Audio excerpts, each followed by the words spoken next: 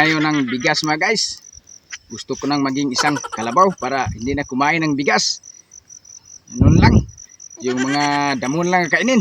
I-try ko mga guys kung magawa ba. Maging isang kalabaw ako mga guys. Tingnan ko mga guys ha.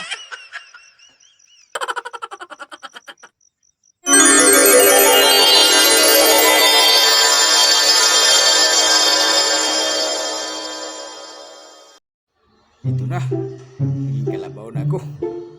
Ang hirap pala maging kalabaw mga idol. Parang kang tumutuwad oh. Ayan mga guys. Hindi mo na ako kakain ng damo.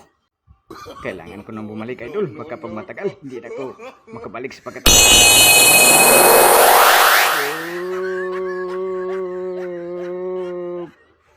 Yan, thank you. Umubra pa rin ang magic ko mga guys. Maraming salamat sa panonood mga idol.